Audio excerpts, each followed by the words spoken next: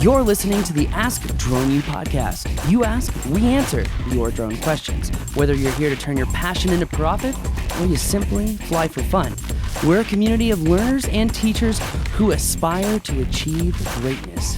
We are Drone U. Hey everyone, and welcome to another awesome edition of the Ask Drone U podcast. In this week's news show, we have a lot to bring you. From the FAA, there's an update. Well, drone delivery might actually start helping the coronavirus as we predicted, and drones are helping many people for good. Joining me, as always, this week to give you the best news team since San Diego, I have the Flying Dutchman with me. Welcome, the Flying Dutchman. Hey. Good morning, Paul. How's it going today? You know what? I am so excited because I heard the call this morning, Haya. I heard it for the first time, and it was, News Team, assemble! And I was like, oh my God, I gotta go get on the show. Yeah, man. Time to get to work. Time to get to the news today. That is right. And actually, there's some really exciting news here, Haya, which let's get started right away. In the wake of the coronavirus, many federal testing centers have been closed. Well, leaving many drone pilots wondering how are they going to actually renew and update their Part 107 certificate. Well, Haya, as you and I have talked before, we weren't expecting much from the FAA, and it makes me wonder if setting the expectation bar so low allowed the FAA to swoop in and surprise us all. Haya, what's going on? That's a nice introduction there. I think this did surprise everybody, really, right? I mean, we didn't think the FAA was going to be able to come up with a solution. I mean, of course, all the test facilities have been shut down because of the coronavirus and everybody trying to stop the spread of that virus. But now we're going to be able to renew our licenses online, and I think that's a smart solution. Actually, I think it's so smart we should probably continue it even after the pandemic is behind us. It's going to be officially announced in the Federal Register, but Vic Moss was actually able to figure this stuff out yesterday already, and I think we got the scoop on this news. Yeah, I think we were the first to actually release this news, and it's actually exciting because, again, this only really helps people or pilots who need to renew their certificate. So if you need to renew from April 2020 to June 2020, they're saying that if you need to renew in that time frame, that, well, you can go online through FAAsafety.gov, Haya. And I know that we put this news out on Drone XL, one of the first. But if you want to know exactly the step-by-step process on how to download the resources, the content, and take that PowerPoint class to renew your certificate, well then check out the Drone U blog because we put all the step-by-step instructions thanks to Vic's Sherlock Holmes investigative reporting. Well, and it's an important thing to point out as well that if your license or your Part 107 certificate has expired, then I believe your insurance covering your drone business will probably not be valid as well. So it's definitely something that you want to take into consideration and make sure you take this online exam and renew your license. Couldn't agree with you more, Haya. As we have said before, the insurance companies really are in control of the drone industry. And yeah, if you can't meet FAA guidelines, well then that's an easy way out for the insurance companies, right? Yeah, I would say so. Definitely. But, well, that brings us to our next piece of drone news. Haya, I'm excited here as coronavirus has forced our government to, well, think outside the box and come up with alternative solutions.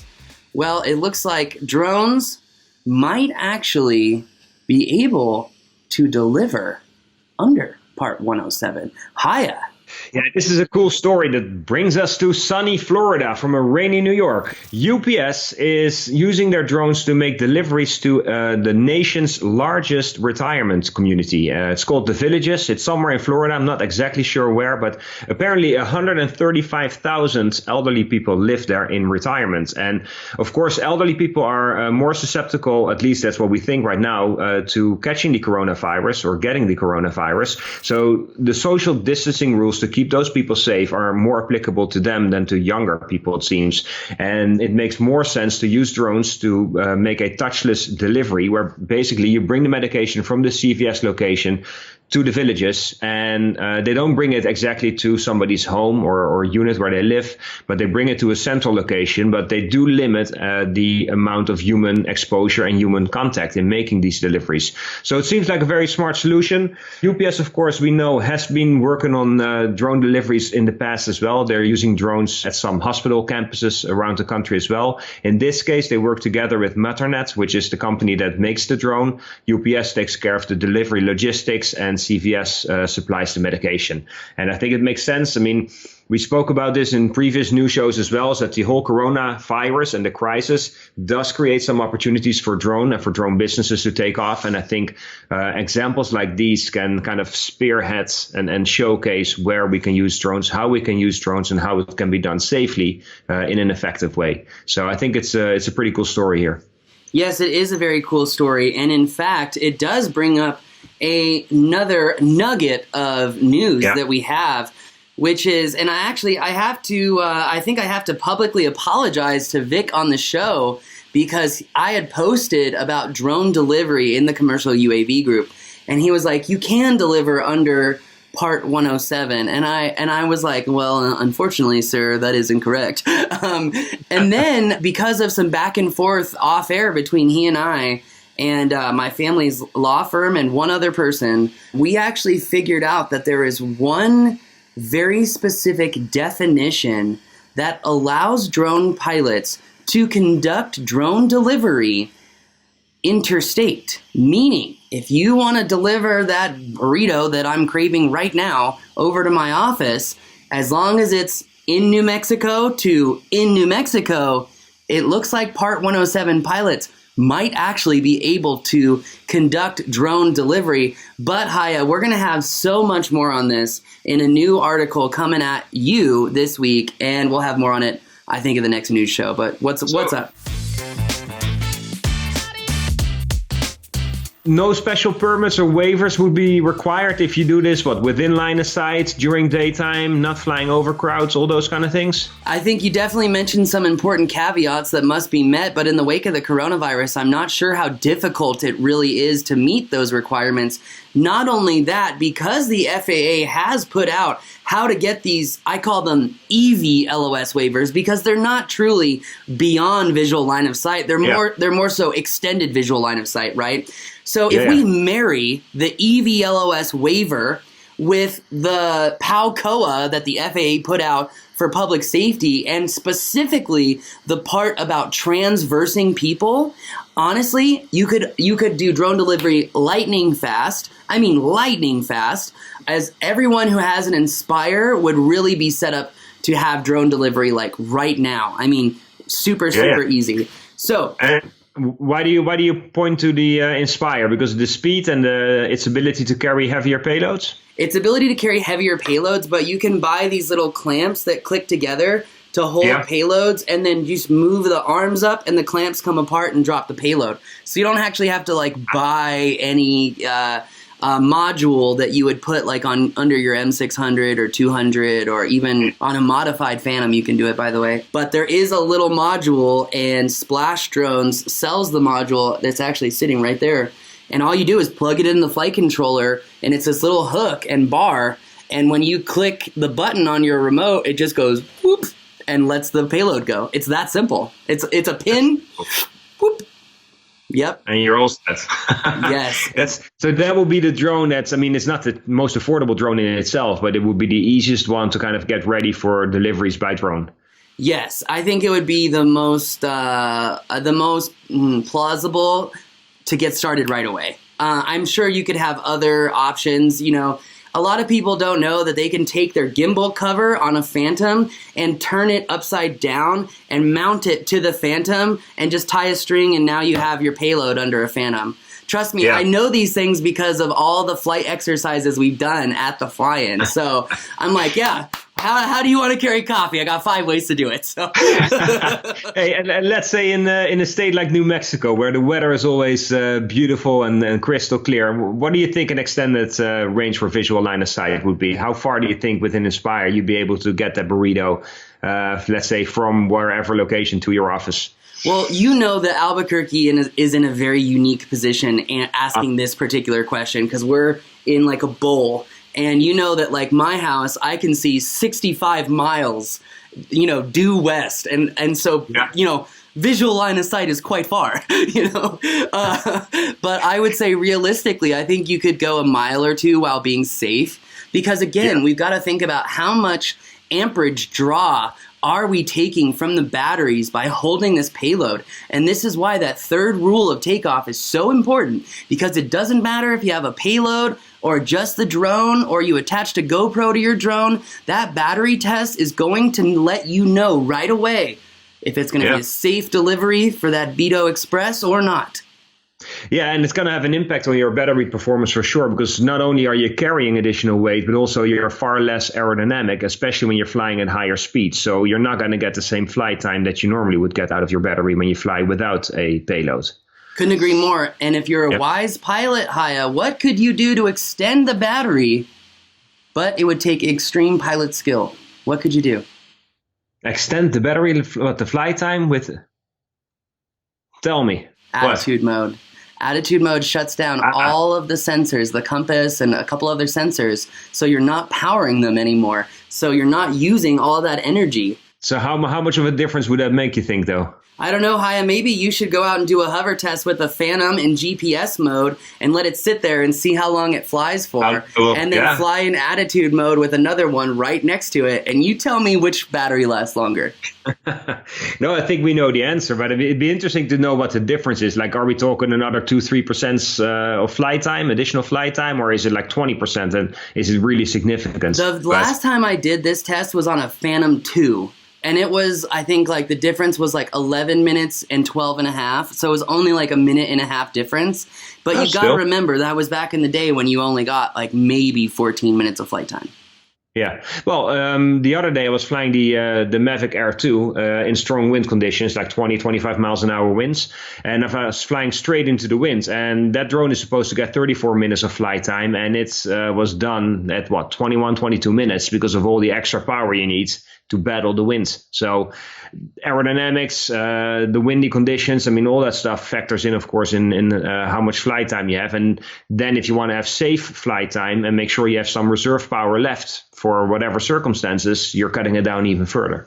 Yeah. You know what I did find interesting in reading the specs from your release on the Mavic Air 2 was that the maximum pitch angle changes when the drone realizes it's in high wind.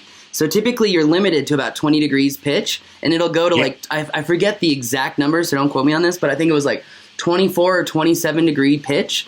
Like it extended the pitch angle just to allow you to fly in windier conditions. And it's really interesting to see how DJI is using software to overcome Mother Nature.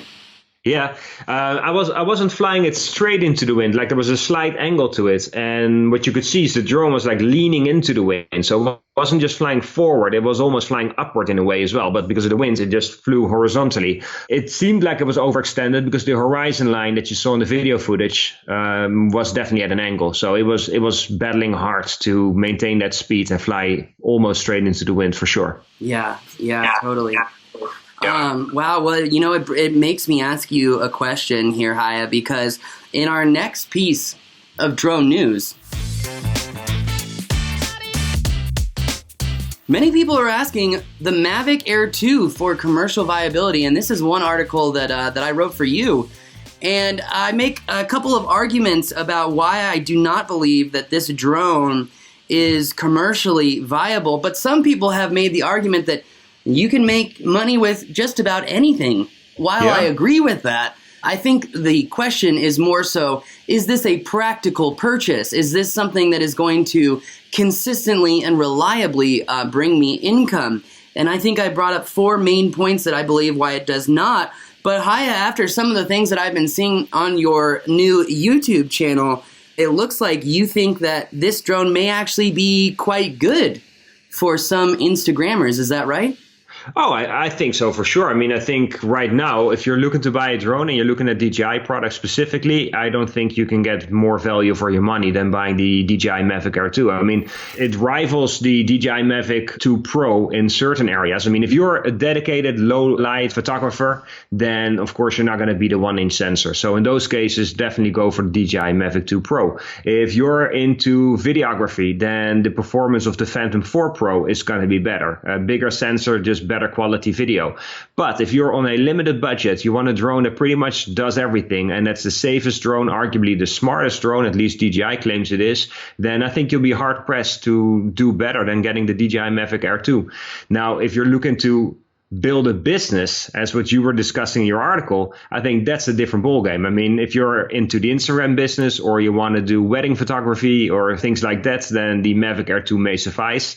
If you're going to build a serious drone business where you want to do inspections and mapping, things of that nature, then I think you should pony up the additional money and invest in more serious drone equipment. So for those circumstances, I would definitely agree with your 4 points, although I do see where some of the other people come from with their arguments that, hey, you can use this for real estate photography, you can use this for wedding photography, you can use this drone for roof inspections. I mean, yeah, you can. Is it the best drone? No. Is it the safest drone? No. You could do better. And I think arguably the Phantom 4 Pro would probably be the best drone for any drone business that you're going to get into, basically. See, I think a lot of those comments are super short-sighted, Haya, because they're like, oh yeah, I can go out and make money with real estate in this drone. It's like, yeah, you can. You can go out and use DroneBase and make $75.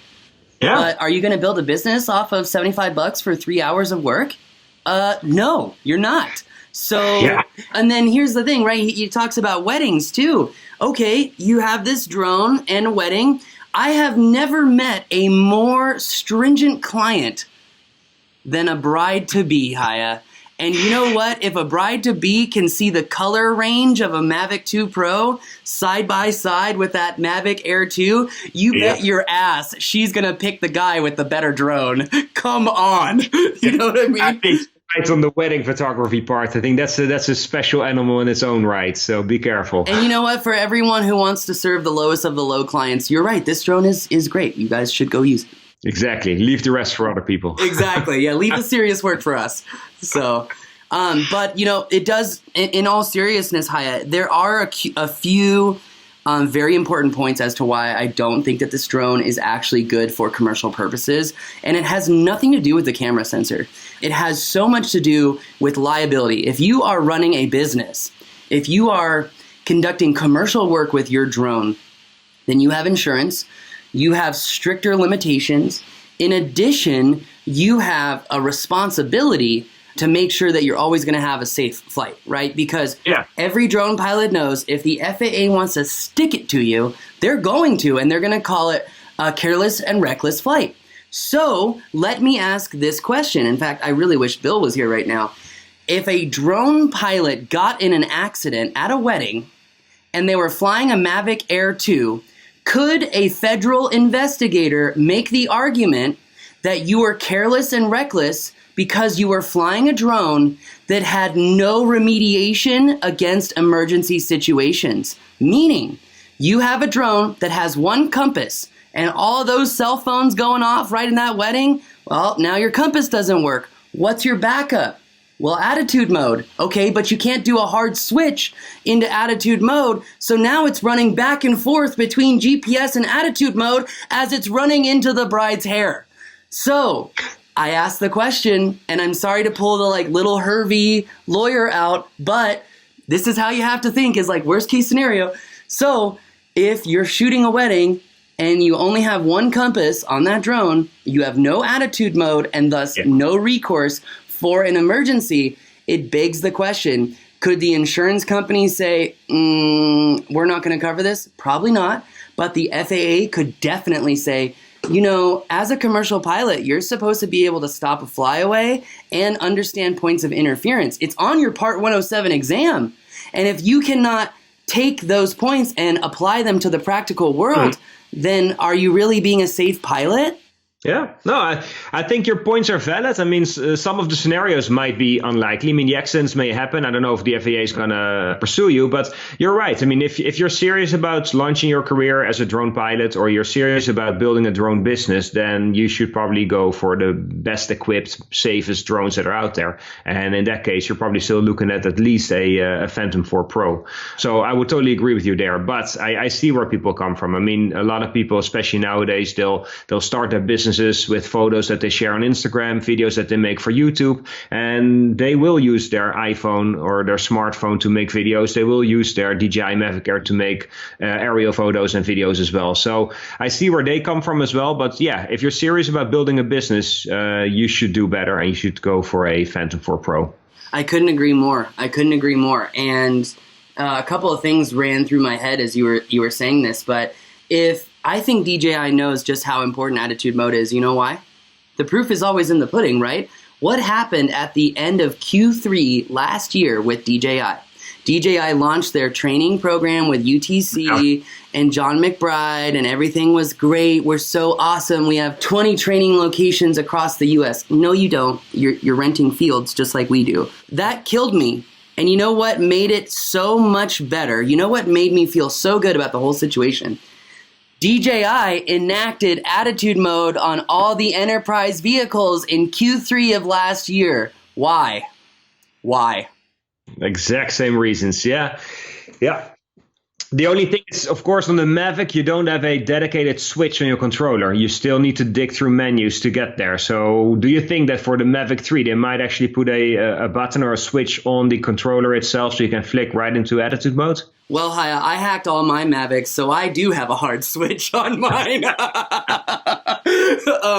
I really hope they do, to answer your question. But let me put it to you this way. I would way rather use attitude mode than like tripod mode. The way that I have my drone set up is that if I switch out of GPS, once I go back into GPS, I'm now in attitude mode. So if I still want to use GPS and all of my intelligent flight features, I can. It's not until I have to do a physical switch that now the drone is permanently in attitude mode. I can switch it into sport mode in GPS, but that's how I have mine set up, so I can get more out of it.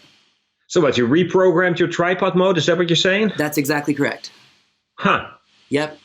And if people want to know how to do that, how would they find out? They could watch my How to Hack a Mavic 2 Pro video on YouTube. So there you go. No, it's a smart move for sure. But I mean, if DJI already recognized this and they adjusted their training program, you would think that they're smart enough to make a dedicated button on that Mavic 3, especially if they're discontinuing the Phantom line at some point. Well, it makes you wonder what they think about their consumers, right? Because if they launched a training program and then they realize that, hey, maybe we need attitude mode. I mean, everyone who comes to Drone U training knows that, like, we do about 4 or 5 exercises on attitude mode alone. And I think that it's clear we have set the training standard because DJI sent 3 or 4 of their instructors to 2 of my classes. So that being said, attitude mode, it doesn't matter who you get trained from, you need to learn it. I'm not going to sit here and be on my high horse and be like, you should only get training from Drone U. Look, it's not possible for everyone, right? Yeah, I want to train everyone because I want to make the best pilots in the whole world. Top Gun. So I'm going to have to bleep that out. But anyway, I want the best. So, and I'm going to hold you to a high standard. And that's what Drone U is about. So, all right, off the high horse. In this next piece of drone news, Haya, it looks like the enterprise market may be getting a new drone from DJI.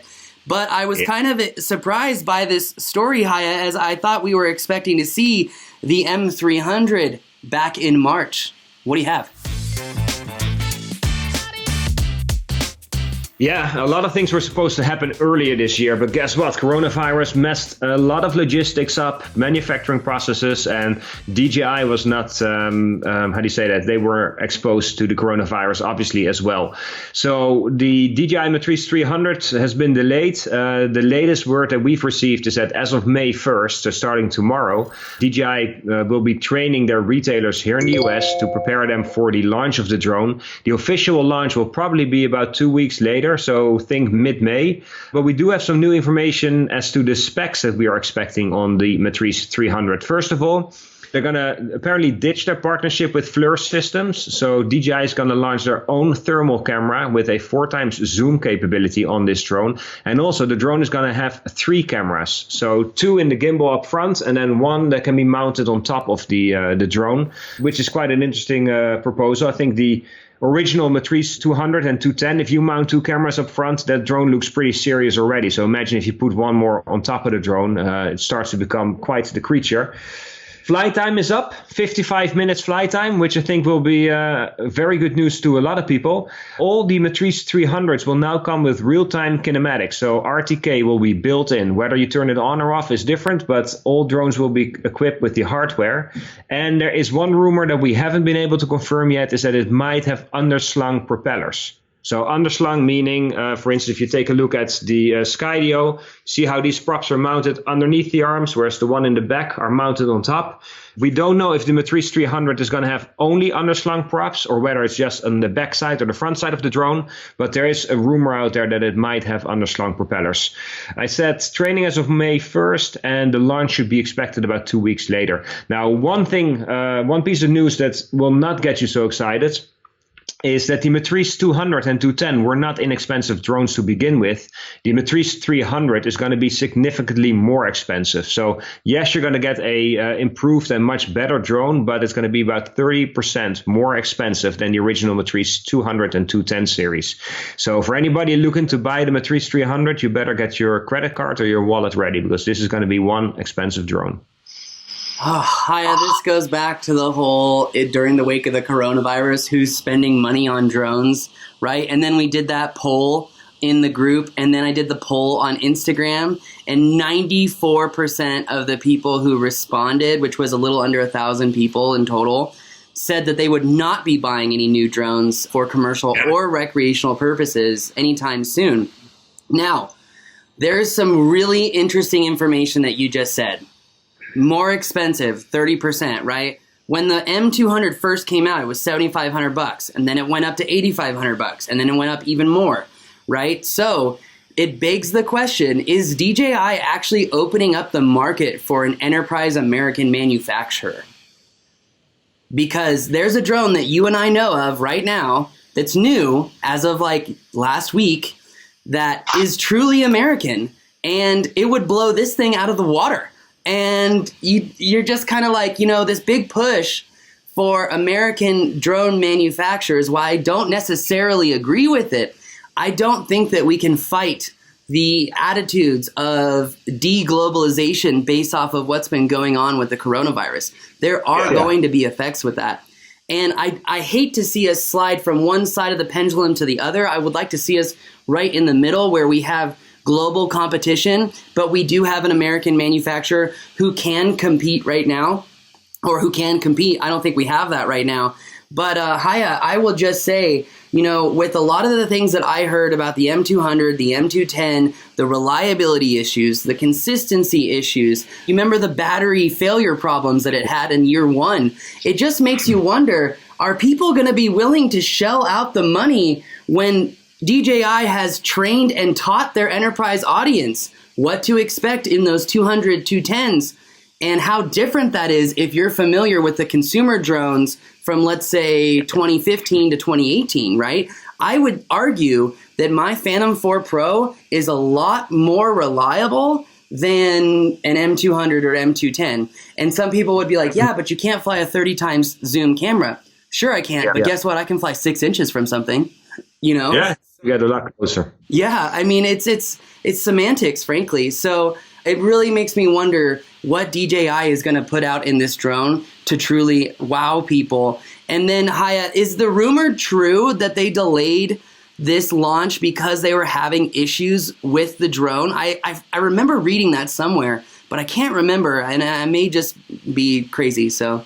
Oh, there's two things that caused the delay as far as we can tell. One, of course, has been the coronavirus. I mean, there was issues with people from the US. They would have to travel to China to be trained on flying this M300. They canceled that. Then they were going to fly people from China to the US. Of course, there were issues there as well. So part of it is related to coronavirus. The other part that we heard was that there were also software bugs that needed to be straightened out. And that was also part of the delay. Just going back to what you were just saying, I think, and we spoke about this in previous shows as well. I mean, if there ever was a time for an American drone company to kind of step into the market, I don't think there'd be a better time than right now. I mean, of course, you have to deal with the coronavirus, but in terms of the competitive landscape for drones, I think right now would be probably the best time for an American company to step into this market for sure. In terms of the Matrice 300 and the issues in terms of reliability with the previous model, I would imagine that DJI would have resolved those issues with battery connection, and also I think some of it had to do with flying in moist and rainy conditions where the drones proved to be not so reliable. So assuming that DJI would have made those improvements, I think one other thing that DJI brings to the table is that it's not just about the drone. It's about the whole support network. It's about the SDK possibilities that they offer. And I think a lot of enterprise customers, they don't just want the drone. They want the training. They want the service. They want redundancy. They want to be able to modify and customize the drone to their specific needs. So for anybody to step into that market and to be able to perform at that same level, it will take quite an organization and quite some people and money and hardware as well.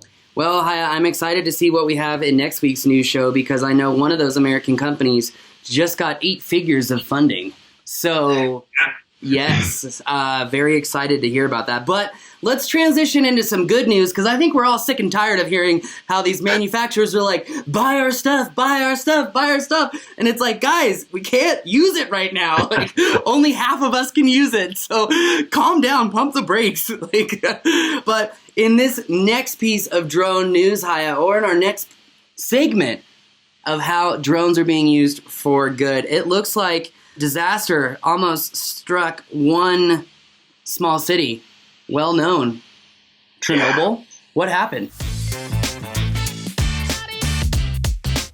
Chernobyl, 34 years ago, of course, we had the nuclear meltdown there, which caused, I think it's still the largest nuclear disaster the world has ever seen. I remember I was pretty young, but it was all over the news back then in Holland. I think they only reported it after 4 days of the meltdown actually occurring. So a number of days went by before it became public news, but it was a big deal for sure. Now, April 4th this year, there were wildfires around the Chernobyl exclusion zone. And one of the worries was with these fires that they might get into that radioactive area, and radioactive particles might end up in the smoke and then travel and come down somewhere else. And that, of course, would not be a good thing. So they were trying to control this wildfire, and wildfires are tricky. One of the reasons, I mean, they move very fast, but also there's a lot of smoke development, which makes it hard to see exactly where the fire is spreading, where the hotspots are. And in this case, to fight the wildfire, what they did is they used 10 drones, 2 of which were DJI Mavic 2 Enterprises with a dual camera setup, meaning that there's a thermal camera as well.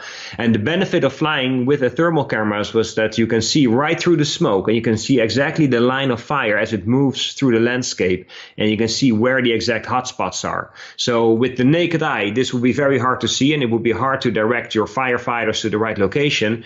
However, when you have a thermal camera, you can see right through the smoke and exactly identify where those hotspots are and where the fire is traveling. So this story is about how they were far more effective in fighting that fire with the use of drones.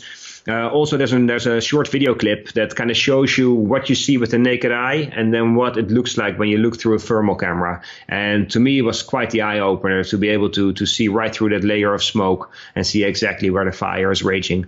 So if you have a minute, be sure to check that article out.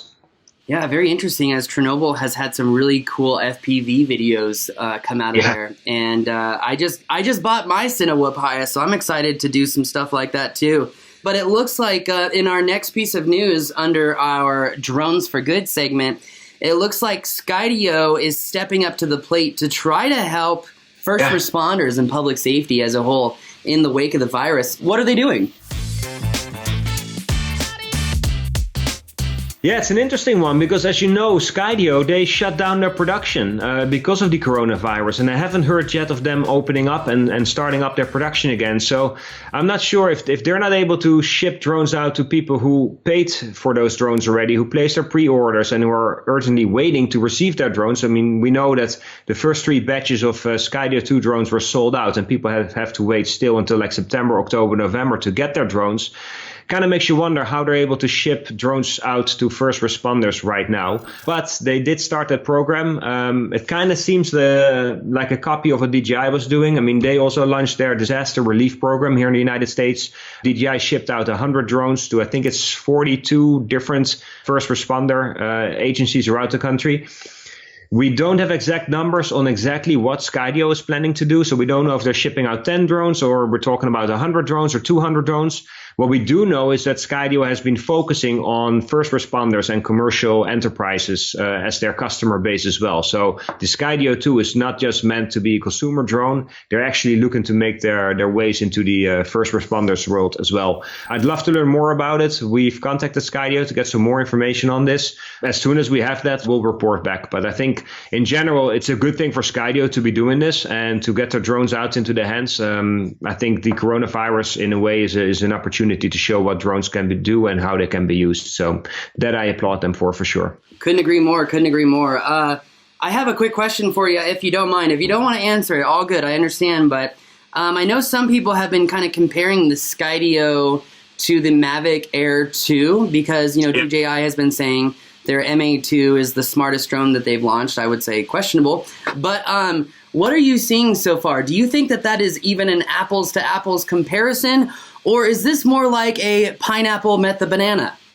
It's somewhere in between, I think. I mean, it's in a way it's apples and apples because the drones are around the same price point, right? I mean, you can pick up a Skydio for $999, you can pick up the Mavic Air 2 for $799. So the difference is not that great. Granted, if you want a controller or that magical control stick, you have to pay extra with the Skydio. So if you want the extra goodies, you're going to end up at $1,300, give or take. But relatively speaking, they're in the same price range. The Skydio is able to fly autonomously because it uses 4K cameras, 6 of them, around the drone. So this drone can fly in any direction and it can scope out its environment.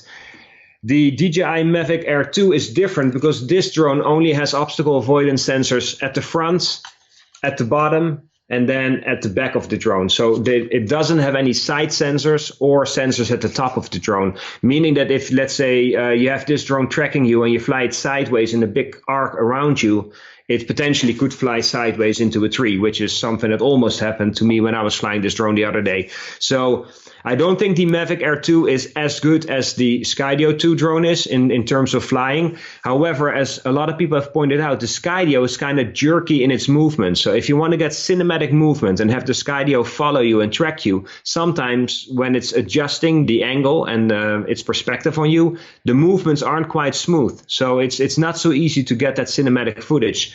What I notice is that the Mavic Air 2 does a better job in that regard.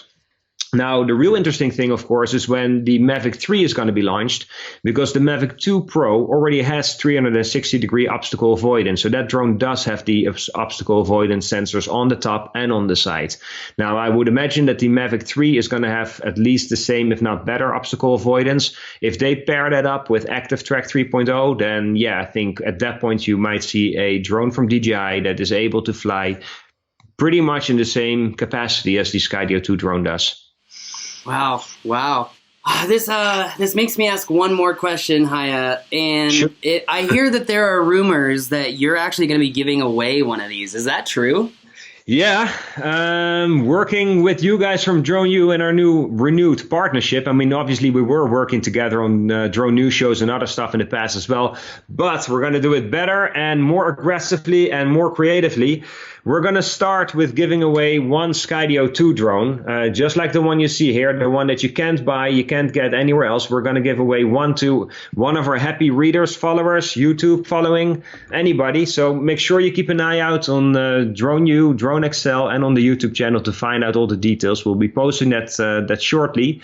But if you want to get your hands on the Skydio 2 drone before anybody else, then this is your chance to do so. I think it's awesome. What I love too is that they're not going to be waiting for the shipment like everyone else. They're going to get their Skydio as soon as they win it. So that's truly awesome. Exactly. That's truly awesome. Well, I have to say I'm excited to see your comparison of the Skydio and the Mavic 2 Air, or the Mavic Air 2, excuse me. I will say personally, for my selfish benefits, I could see the benefit of a 48 megapixel image on Instagram. And so when you said that earlier in the show, I was like, could I step my Instagram game up at all? And then I was like, man, not worth it. I'll just take my Mavic. So. I'm glad you bring it up, because I think the fact that DJI advertises that 48 megapixel still photography capability of that drone, people have to understand how that works, because really you're getting a 12 megapixel photo, but what they do is they split the pixels, so therefore by quadrupling it you get your 48 megapixel picture, which sounds great. It is great. You have much better resolution, but it comes at an expense, and the expense is low light performance. If you take that picture on a bright, clear day like you get in Albuquerque, New Mexico, you're going to get a great photo. If you do it because you want to try to capture a sunset and you have shady areas and bright spots in your picture, it's not going to perform as great. I tried to take multiple shots at different exposure levels and see if you could bracket them, so that if you overlay, let's say, 4 or 5 different 48 megapixel photos on top of each other, can you then overcome that low light performance? Because now you're using the best parts of the shadow areas from one photo and you balance it out with some of the brighter spots of another picture.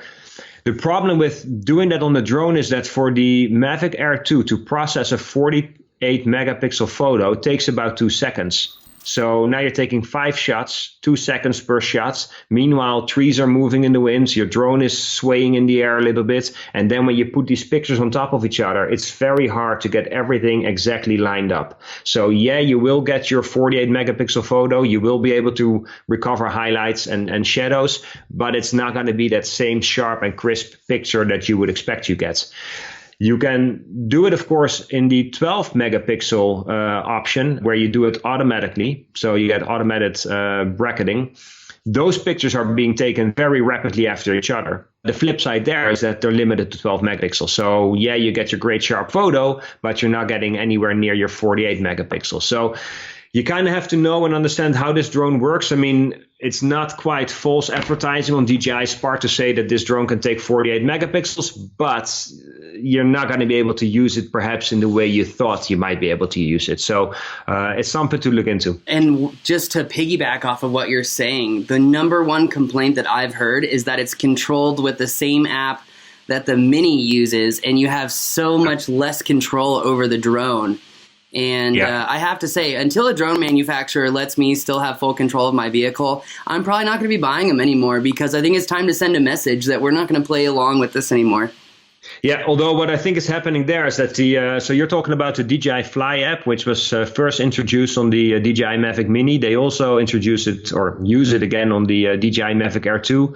It does seem to be the way forward, though. And I remember the first time I used it, I was disappointed. I was looking in the wrong places for things that didn't exist, because I was used to flying with the DJI Go 4 app.